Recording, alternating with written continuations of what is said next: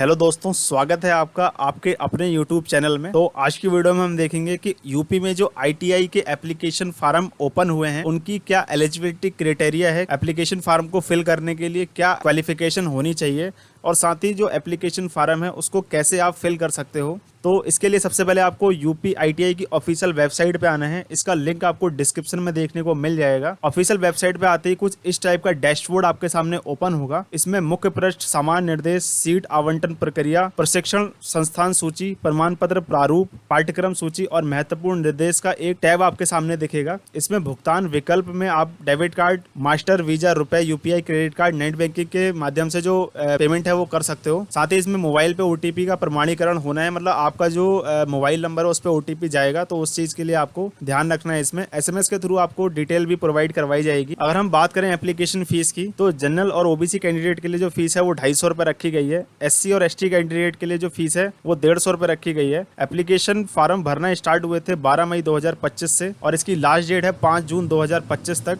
इसी के साथ में यहाँ पे कुछ सामान्य निर्देश दिए गए हैं। सामान्य निर्देश में सबसे पहले आपको फीस की डिटेल देखने को मिलेगी, जो कि जनरल और ओबीसी के लिए 250 रुपए है और एससी और एसटी के लिए 150 रुपए है। एज क्राइटेरिया की बात करें तो 1 अगस्त 2025 को जो कैंडिडेट है उसकी न्यूनतम आयु 14 वर्ष से कम नहीं होनी चाहिए, मतलब जो 14 प्लस कैंडिडेट्स हैं वही इस फॉर्म को अप्लाई कर सकते हैं। और इस प्रकार जो अभ्यर्थी की जो जन्म दिनांक है वो 31/7/2011 के बाद ना हुआ हो, मतलब 31/7/2011 से पहले के जितने भी लोग हैं वो सब इस फॉर्म के लिए अप्लाई कर सकते हैं। उससे बाद के जो जिनकी डेट ऑफ बर्थ है वो इस फॉर्म को अप्लाई नहीं कर सकते हैं। स्वास्थ्य संबंधित कुछ निर्देश दिए गए हैं इसमें, ये आपको प्रॉपर तरीके से पढ़ लेना है, क्योंकि जब आप एडमिशन लेंगे तो आपको मेडिकल फॉर्म सबमिट करना पड़ेगा। उस मेडिकल फॉर्म में ये सारे ही जो एलिजिबिलिटी क्राइटेरिया है मेडिकल को लेकर के वो आप फुलफिल करते हो, तभी आपका जो डॉक्यूमेंट वेरिफिकेशन है वो सक्सेसफुली कंप्लीट हो पाएगा। इसी के साथ में आरक्षण भी इसमें दिया गया है, जो कि एससी कैंडिडेट्स के लिए 21% है, एसटी कैंडिडेट्स के लिए 2% है, ओबीसी के लिए जो आरक्षण है वो सीधा 27% है। और इसी के साथ में हम देखेंगे ईडब्ल्यूएस अल्पसंख्यक संस्थाओं को छोड़ करके जितने भी ईडब्ल्यूएस में कैंडिडेट्स आते हैं उनके लिए जो आरक्षण है वो सीटों पर 10% के लिए दिया गया है। आरक्षण के लिए दोस्तों जरूरी हो जाता है कि आपके पास जो सर्टिफिकेट है वो होना चाहिए संबंधित कैटेगरी का। इसी के साथ में कुछ न्यूनतम अर्हताएं इसमें दी गई हैं, क्योंकि ईडब्ल्यूएस बनाने के लिए आपको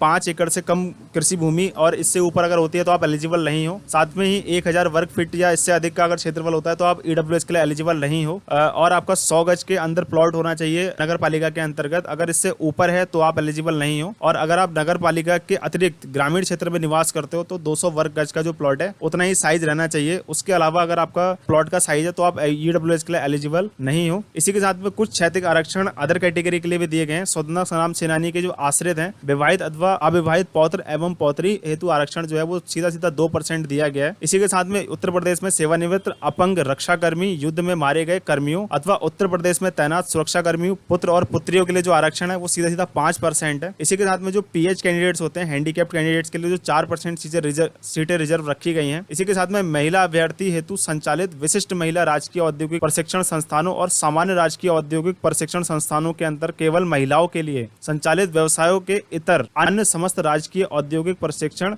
संस्थानों में महिलाओं अभ्यर्थियों के लिए जो आरक्षण है वो 20% रखा गया है। मतलब कि जो फीमेल कैंडिडेट्स का जो आरक्षण है वो भी केवल उन आईटीआई कॉलेज में जो कि फीमेल्स के द्वारा ही संचालित किया जा रहा है, विशिष्ट महिला राजकीय औद्योगिक प्रशिक्षण संस्थान, उसमें जो आरक्षण है वो महिलाओं के लिए 20% रखा गया है। इसी के साथ में देखेंगे जो राज्य स्तरीय खिलाड़ी हैं या फिर संबंधित स्पोर्ट एसोसिएशन द्वारा जिनके पास प्रमाण पत्र है उनको 3 अंक की वरीयता दी जाएगी। इसी के साथ में कुछ आरक्षण इसमें और दिए गए हैं, वो आपको प्रॉपर डिटेल पढ़ लेनी है कि आप उस चीज के लिए एलिजिबल हो या नहीं हो, तभी आपको इन आरक्षणों के बेस पर एप्लीकेशन फॉर्म को अप्लाई करना है। तो ये थी कुछ सामान्य जानकारी। तो अब देखते हैं कि एप्लीकेशन फॉर्म को कैसे फिल कर सकते हैं। इसके लिए आपको होम पेज पर आना है। यहाँ पे आपको एक ऑप्शन दिखेगा ऑनलाइन आवेदन करें, तो इस पे आपको क्लिक करना है। क्लिक करते ही आपके सामने रजिस्ट्रेशन पेज ओपन होगा। इसमें आपको आपकी डिटेल फिल करनी है। ये जो लेफ्ट हैंड साइड के कॉर्नर है इसमें आपको सारी ही डिटेल इंग्लिश में फिल करनी है और राइट हैंड साइड वाले में हिंदी में फिल करनी है। अगर आपको हिंदी में लिखने में कोई इशू आता है तो यहाँ पे एक ऑप्शन दिया गया है कि आप गूगल इनपुट टूल्स का भी प्रयोग कर सकते हैं। यहाँ पे गूगल इनपुट टूल्स का ऑप्शन है, इस पे क्लिक करते ही आपके सामने एक पेज ओपन होगा। यहाँ पे आप कोई भी चीज इंग्लिश में लिखेंगे तो वो हिंदी में ऑटो ट्रांसलेट हो जाएगी और उसको कॉपी करके आप यहाँ पे पेस्ट कर सकते हैं। सबसे पहले आपको इस ऊपर वाले कॉलम में आपका नाम एंटर करना है, जो कि आपको इसमें इंग्लिश में एंटर करेंगे, सेम इसके सामने आप हिंदी में एंटर करेंगे। फिर आपको फादर नेम एंटर करना है और फादर नेम सेम आपको हिंदी में भी एंटर करना है। उसके बाद मदर नेम एंटर करना है और हिंदी में भी मदर नेम इसके सामने एंटर कर देना। उसके बाद आपको यहाँ पे डेट ऑफ बर्थ एंटर करनी है। आप उसमें सबसे पहले डे एंटर करना है, फिर मंथ एंटर करना है, उसके बाद ईयर एंटर करना है। उसके बाद आपको आपकी कैटेगरी चूज करनी है कि आप किस कैटेगरी से बिलोंग करते हो।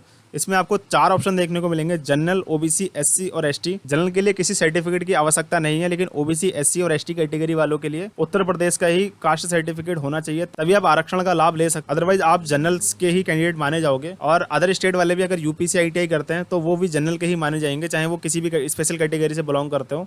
इसके लिए जरूरी है कि आपके पास यूपी का ही रिलेटेड कास्ट का सर्टिफिकेट होना चाहिए। नेक्स्ट टाइम में आपको मोबाइल नंबर और आधार नंबर एंटर करना है। उसके बाद यहाँ पे एक छोटा सा चेकबॉक्स दिख रहा है, इस पर क्लिक करना है। क्लिक करने के बाद यहाँ पे एक ऑप्शन दिख रहा है सेंड ओटीपी, ओटीपी पे क्लिक करना है। सेंड ओटीपी पे जैसे ही आप क्लिक करेंगे तो आपको एक पॉपअप ओपन होगा, इसमें लिखा है ध्यान रखें ओटीपी सत्यापन के पश्चात पंजीकरण में भरी गई जानकारी किसी भी प्रकार से संशोधन नहीं की जा सकती है। तो इसलिए आपको पहले ही प्रॉपर डिटेल चेक करने ली है, ताकि इन फ्यूचर आपको कोई भी प्रॉब्लम ना हो। क्योंकि एक बार आपने रजिस्ट्रेशन कर दिया, उसके बाद आपको आप री रजिस्ट्रेशन भी नहीं कर सकते हो, क्योंकि इसमें आपने अपना आधार नंबर एंटर कर दिया है और साथ ही आप इसमें कोई चेंजेस भी नहीं कर सकते। तो आपको प्रॉपर पहले डिटेल चेक कर लेनी है। उसके बाद ये जो ओके का बटन है इस पर क्लिक करना है। ओके पे क्लिक करते ही आपके सामने एक पॉपअप ओपन होगा, जिसमें लिखा गया है आप द्वारा भरे गए मोबाइल नंबर। यहाँ पे आप देख सकते हैं कि ओटीपी एंटर करने का जो टैब है वो ओपन हो चुका है।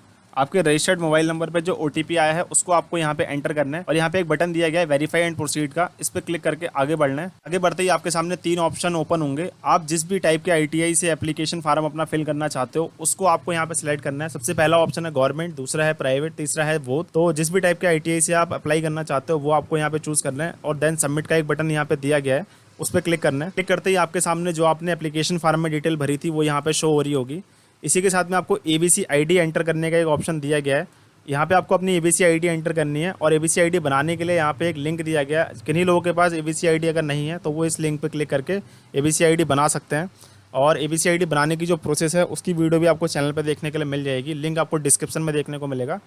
नेक्स्ट जो 4th ऑप्शन है उसमें आपको स्पाउस का नेम एंटर करना है, मतलब जो मैरिड पर्सन है वो अपनी पति या पत्नी का नाम एंटर करेंगे। 5वें ऑप्शन में आपको जेंडर सेलेक्ट करना है। डेट ऑफ बर्थ आपको यहाँ पे आपकी शो हो रही होगी। कैटेगरी आपकी जो भी है वो आपको यहाँ शो हो रही होगी। अगर आप ईडब्ल्यूएस से बिलोंग करते हैं तो आपको येस करना है, अदरवाइज सिंपली नो कर देना है। जनरल कैंडिडेट्स के लिए है ईडब्ल्यूएस। उसके बाद आपको आपकी सब कैटेगरी यहाँ पे चूज करनी है, जिसमें कि आपको 3 ऑप्शन देखने को मिलेंगे। फिजिकल हैंडीकैप्ड, जो फिजिकली हैंडीकैप्ड है, जो विकलांग लोग हैं वो इसको सिलेक्ट करेंगे। वार्ड्स ऑफ मिलिट्री पर्सन, मतलब सैनिक के पुत्र या पुत्रियां, तो वो यहाँ पे एंटर करेंगे। और फ्रीडम फाइटर डिपेंडेंट अगर कोई है तो वो यहाँ पे इस ऑप्शन को चूज करेगा। साथ ही आपको डिसेबिलिटी का जो टाइप है वो अगर आप पीएच सेलेक्ट करते हो उसमें, तो डिसेबिलिटी का टाइप भी आपको चूज करना कंपलसरी है, जो कि आपका जो विकलांगता प्रमाण पत्र होता है उसमें आपको देखने को मिलेगा। जो नॉर्मल कैंडिडेट्स हैं वो इस ऑप्शन को ब्लैंक भी छोड़ सकते हैं। फिर आपको माइनॉरिटी कैटेगरी यहाँ पे चूज करनी है। अगर आप माइनॉरिटी से आते हैं तो आपको वो यहाँ पे एंटर करनी है। उसी के साथ में आपको डोमिसाइल आपका उत्तर प्रदेश का है या फिर अन्य प्रदेश का है वो आपको यहाँ पे चूज करना है। होम डिस्ट्रिक्ट आपका क्या पड़ता है वो आपको यहाँ चूज करना है। तहसील आपकी क्या है वो आपको यहाँ सेलेक्ट करनी है। फिर आपको ब्लॉक सेलेक्ट करना है। उसी के साथ में फिर आपको आपका एड्रेस इसमें प्रॉपर तरीके से पूरा एंटर करना है, जिसमें आपको पूरा एड्रेस अपना लिखना है। फिर आपको स्टेट सेलेक्ट करनी है, फिर डिस्ट्रिक्ट सेलेक्ट करना है, उसके बाद पिन कोड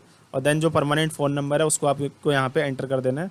अगर आपका परमानेंट और प्रेजेंट एड्रेस सेम है तो आपको यहाँ पे इस जो छोटा सा चेक बॉक्स है इस पर क्लिक करना है, ताकि एड्रेस जो है वो कॉपी पेस्ट हो जाएगा। अगर डिफरेंट है तो आप डिफरेंट तरीके से इसको एंटर कर सकते हो। और इसी के साथ में यहाँ पे save and go to next step का बटन दिया गया है, इस पर क्लिक करना है। सबमिट करते ही आप सेकंड स्टेप पे पहुंच चुके हो, जिसमें कि आपको अपनी एजुकेशन क्वालिफिकेशन एंटर करनी है। आपने किस लेवल तक की पढ़ाई की है, 8th 10th विज्ञान एवं गणित विषयों के साथ में, 10th 10+2 के साथ में, और इसी के साथ में 10+2 जो है वो भौतिकी विज्ञान, रसायन विज्ञान, गणित। तो जिस भी कैटेगरी में आप फिट बैठते हो उस पर आपको सिंपली उसके सामने जो चेक बॉक्स है उस पर आपको क्लिक करना है। क्लिक करने का मतलब ये है कि आपको वो चीज़ एंटर करनी कंपलसरी हो जाएगी, तभी आप एप्लीकेशन फॉर्म में आगे बढ़ पाएंगे। तो मोस्टली जो आईटीआई है वो 10th बेस पे की जाती है। अगर किसी ने 12th कर रखा है और वो अपनी डिटेल भी प्रोवाइड करवाना चाहता है तो वो यहाँ पे एंटर कर, तो वो इन चेक बॉक्स में क्लिक कर सकते। इसी के साथ में आप देखेंगे कि यहाँ पे 8th और 10th की डिटेल एंटर करना कंपलसरी है।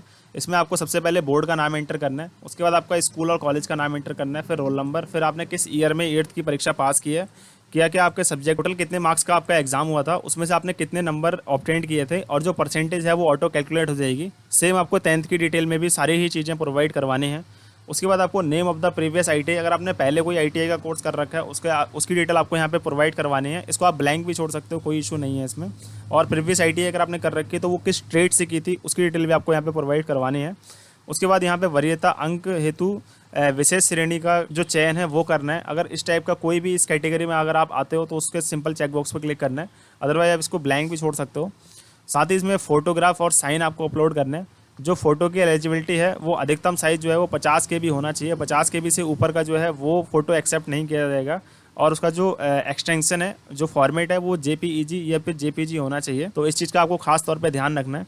और सेम ऐसा ही सिग्नेचर का भी है, जो मैक्सिमम साइज़ है वो 50 KB होना चाहिए और फॉर्मेट जो है वो JPG या फिर JPEG होना चाहिए। तो सारी डिटेल आपको प्रॉपरली फिल करनी है। उसके बाद यहाँ पे save and go to the next step का ऑप्शन दिया गया है, इस पर क्लिक करना है एंड नेक्स्ट के बटन पर क्लिक करते ही आप थर्ड ऑप्शन पे पहुंच जाएंगे। इसमें आपको 2 ग्रुप सेलेक्ट करने का ऑप्शन दिया गया है। इन दोनों ग्रुपों के जो चेक बॉक्स हैं इस पर आपको क्लिक करना है और साथ ही यहाँ पे जो गृह प्रदेश है इसका जो चेक बॉक्स है इस पर क्लिक करना है। क्लिक करते ही आपके सामने जो ITIs की सूची है वो यहाँ पे देखने को मिलेगी।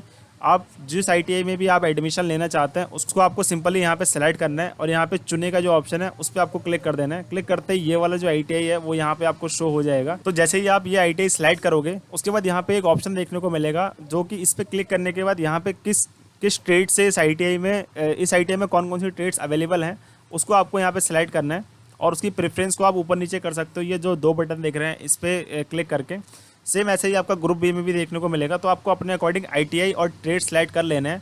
उसके बाद यहाँ पे नेक्स्ट का एक बटन दिखेगा, इस पर क्लिक। तो सारी ही डिटेल प्रॉपरली फिल करने के बाद आपको प्रॉपर ITI और अपना ट्रेड सेलेक्ट कर लेना है। उसके बाद आपको यहाँ पे फीस का ऑप्शन दिख रहा होगा, 250 रुपये की फीस प्लस जो ट्रांजेक्शन चार्जेस हैं वो पे करना है। इसके बाद आपका जो एप्लीकेशन फॉर्म है वो सक्सेसफुली सबमिट हो जाएगा। रिजल्ट के अपडेट के लिए आपको चैनल के साथ में जुड़े रहना है। इस फॉर्म को फिल करने में कोई भी इशू आता है या आपके मन में कोई सवाल है तो कमेंट बॉक्स में पूछ सकते हैं। आज की वीडियो में लगभग दोस्तों इतना ही। अब हम मिलते हैं नेक्स्ट वीडियो में। Thank you.